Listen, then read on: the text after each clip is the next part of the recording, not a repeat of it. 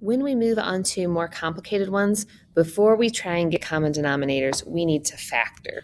So that's what we're going to start doing here. This first fraction, of course, the 5 doesn't factor. It has a GCF, so I'm going to factor out a 6.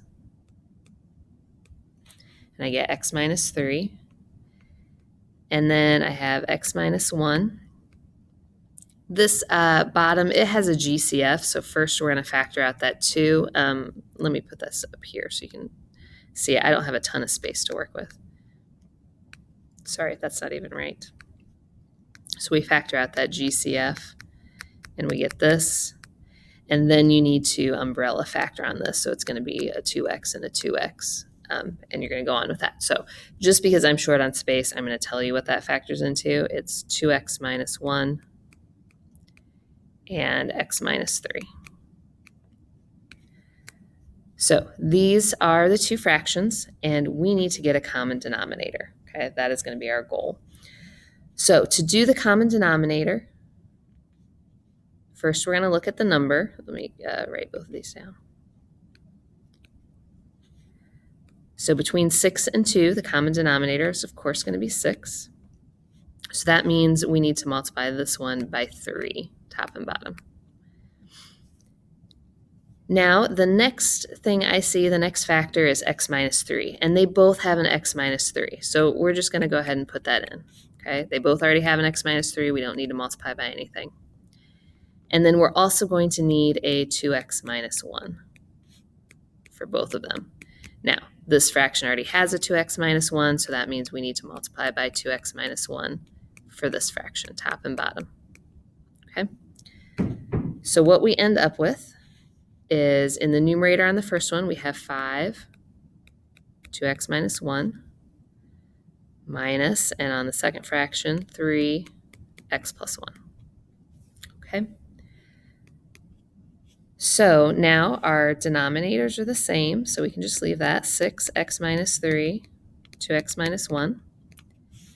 In our numerator, we're going to distribute, so we get 10x minus 5, and then we have minus. I want you to think of this as a negative 3. We're going to distribute that, so minus 3x minus 3. And then combine your like terms, and we get 7x minus 8 over 6.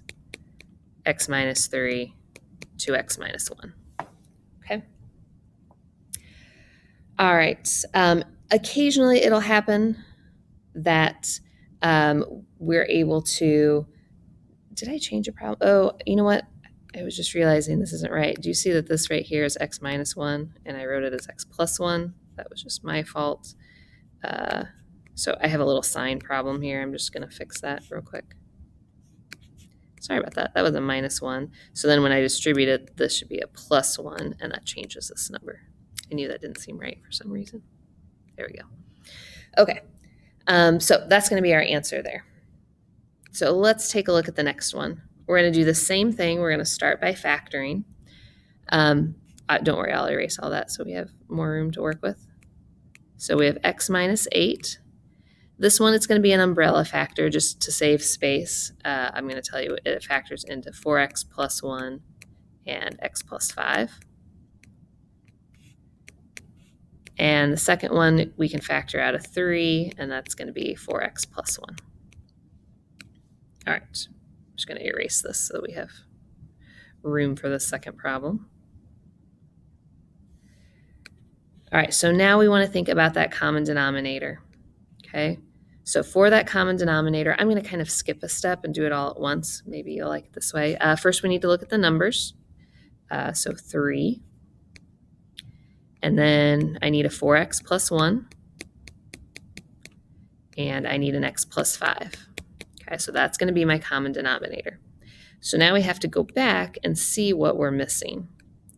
So in this first one, we have everything except 3. So I need to multiply by 3, top and bottom. And in the second fraction, we have everything but the x plus 5. So I'm going to multiply by x plus 5, top and bottom. All right, so I have my common denominator. That's already combined. So now I'm going to distribute, and that gives me 3x minus 24. This is a positive 6 that I'm distributing. So plus 6x plus 30. And then we'll combine like terms to get 9x plus 6 over 3, 4x plus 1, x plus 5. Now we can actually go a little bit further with this. Notice the numerator, it has a GCF, so we can factor out a 3, and that's going to give us 3x plus 2. And then our denominator is 3, 4x plus 1, x plus 5. And now those 3's will cancel. So this is going to be our final answer. So it does happen occasionally that after you've added or subtracted them, you're able to refactor and keep going.